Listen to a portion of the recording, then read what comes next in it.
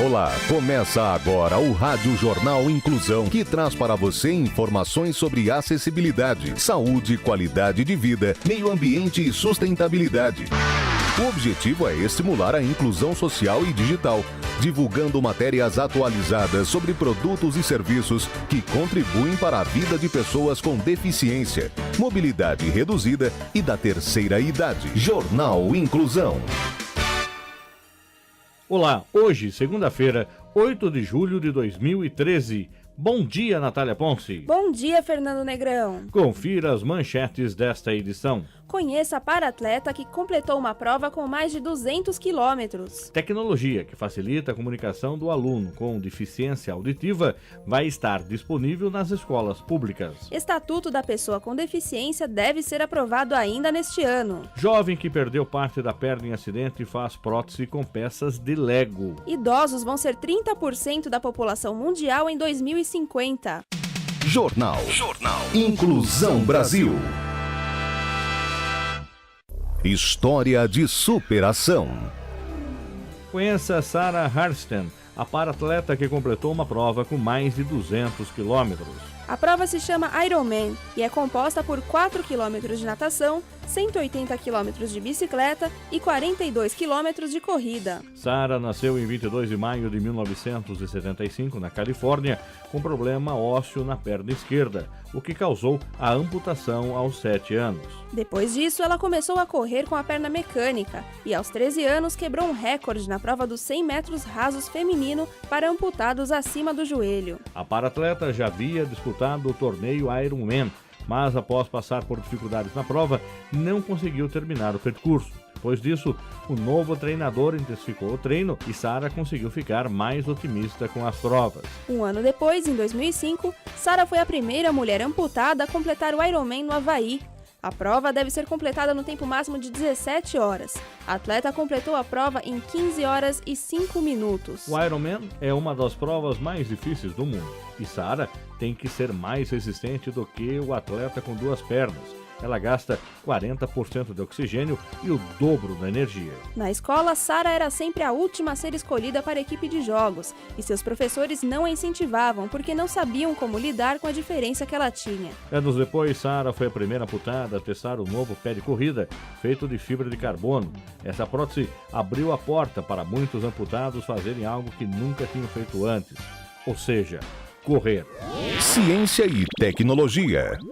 Tecnologia que facilita a comunicação entre professor e aluno com deficiência auditiva vai estar disponível nas escolas públicas. O sistema é chamado de frequência modulada pessoal, ou FM, e vai estar disponível para estudantes com deficiência auditiva na faixa de 5 a 17 anos, matriculados nas redes públicas de ensino. A tecnologia é fornecida pelo Sistema Único de Saúde, o SUS. Para usar o FM, a criança deve ser usuária de um aparelho de amplificação sonora individual ou implante coclear.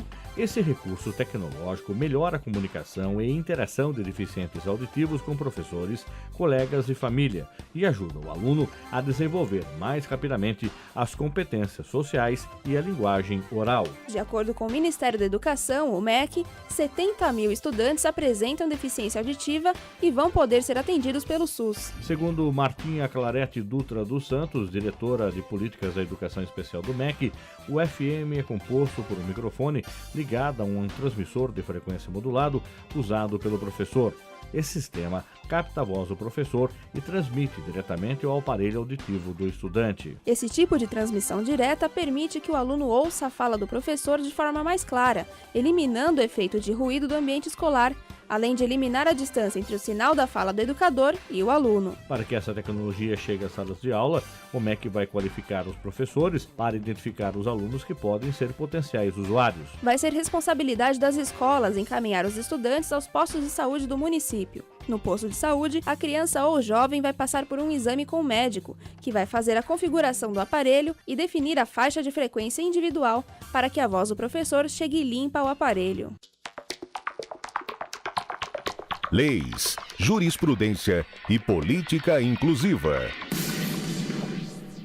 O Estatuto da Pessoa com Deficiência deve ser aprovado ainda neste ano. A proposta tramita no Congresso desde 2006. Um substitutivo foi apresentado, como resultado de um grupo de trabalho que aperfeiçoou o texto com base na Convenção das Nações Unidas sobre os Direitos da Pessoa com Deficiência. Na apresentação do novo texto, a ministra da Secretaria de Direitos Humanos, Maria do Rosário, destacou que a medida vai beneficiar diretamente cerca de 46 milhões de brasileiros que se declararam com alguma deficiência no último censo no Instituto Brasileiro de Geografia e Estatística, o IBGE. O presidente da Câmara, Henrique Eduardo Alves, pediu à relatora do processo, a deputada Mara Gabrilli, que apresente o parecer até outubro, para que o Senado tenha tempo de concluir a tramitação da proposta ainda neste ano. O presidente da Câmara disse que mais de 200 projetos de lei tramitam no Congresso sobre o tema e se desculpou pela demora aos parlamentares em aprovar um texto definitivo. Além do Estatuto da Pessoa com Deficiência, o presidente do Senado, Renan Calheiros, informou que projetos de combate à tortura e à homofobia vão ser priorizados na agenda do Congresso. Você está ouvindo o Jornal Inclusão Brasil. Jovem que perdeu parte da perna em acidente faz prótese com peças de Lego. Cristina Stephens, uma terapeuta ocupacional e pesquisadora clínica que perdeu parte da perna dela em um acidente, foi desafiada, em tom de brincadeira, por um colega a fazer uma prótese com um brinquedo Lego. Cristina adorou a ideia e realmente construiu uma perna com as pecinhas, mas ela alerta para que as pessoas não façam isso em casa. De acordo com a terapeuta, há o risco de cair e se machucar. Siga a Cristina no canal do YouTube, onde ela fala sobre terapia ocupacional, prótese e cadeira de roda. Acesse youtube.com/amputieot, youtube.com/AMPUTEEOT. E aí você vai conhecer como é que Cristina Stephens fez a prótese de Lego e ainda as atividades que ela desenvolve como terapeuta. Políticas públicas. Idosos vão ser 30% da população mundial em 2050. Antes disso, daqui a 12 anos, em 2025, o Brasil vai ocupar o 6º lugar em número de idosos no mundo. Hoje, pessoas com 60 anos ou mais já representam 12% da população. De acordo com o IBGE, são 23 milhões e meio de pessoas. Em 2001, os idosos representavam apenas 9% do total de brasileiros. Um estudo da Organização das Nações Unidas, a ONU, mostra que em 2050 o planeta vai ter 2 bilhões de idosos. Em 1950, eles eram apenas 200 milhões. Segundo o mesmo levantamento, entre 2010 e a projeção para 2015, a população idosa cresce 3 vezes mais que a população total. De acordo com o Estudo Brasileiro de Saúde e Bem-Estar dos Idosos, coordenado pela médica e pesquisadora Maria Fernanda Lima, no Brasil, o envelhecimento é acelerado. Por exemplo, a população da França, idosa com 65 anos ou mais, demorou 100 anos para dobrar de tamanho, e a gente vai fazer isso em pouquíssimas décadas, em 2 décadas. Além de as pessoas estarem vivendo mais, existem outros fatores que explicam o envelhecimento da população. O principal deles é a queda da fertilidade, hoje inferior a 2 filhos por casal no país. Atualmente, o percentual de crianças e jovens caiu 2,5%.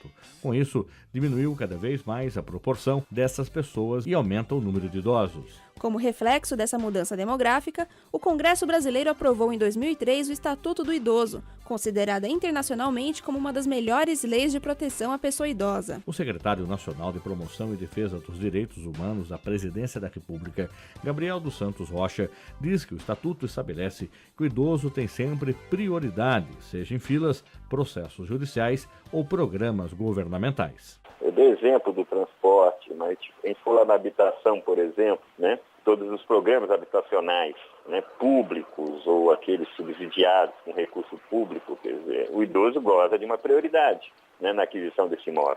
Seja o Minha Casa Minha Vida, ou seja um programa no âmbito do município com recurso do governo federal. Quer dizer, fala da reserva de 3% das unidades que tem que atender os idosos. Mas, em um aspecto, o Brasil está em situação bem mais confortável que a média mundial. Segundo o Instituto Brasileiro de Geografia e Estatística, o IBGE, quase 80% dos idosos brasileiros recebem algum benefício de previdência social. No mundo, conforme dados da ONU, apenas 1/3 dos países têm sistema abrangentes de seguridade social e somente 20% dos trabalhadores mundiais contam com algum tipo de proteção social, inclusive aposentadoria. Jornal Inclusão Brasil. O Jornal Inclusão fica por aqui. Você que possui algum tipo de deficiência e quer entrar no mercado de trabalho, envie seu currículo e um laudo médico para contato.inclusãobrasil@gmail.com contato.inclusãobrasil@gmail.com. Obrigado pela audiência, tenha um ótimo dia e até o próximo programa. Bom dia para você, obrigado pela audiência e fique agora com o Jornal da Cruzeiro. Termina aqui o Jornal Inclusão, um projeto de extensão universitária da Pró-Reitoria Acadêmica da Universidade de Sorocaba, em parceria com a Rádio Cruzeiro FM e o Jornal Inclusão Brasil, sob responsabilidade da fisioterapeuta Dariene Rodrigues. A apresentação: Fernando Negrão Duarte e Natália Ponce. Reportagem: Ana Carolina Chinelato, André Nunes, Roberta Romão e Marinalva de Almeida. Gravado nos estúdios da Universidade de Sorocaba, com técnica de Paulo César Queiroz. Tenham todos um bom dia e até a próxima edição.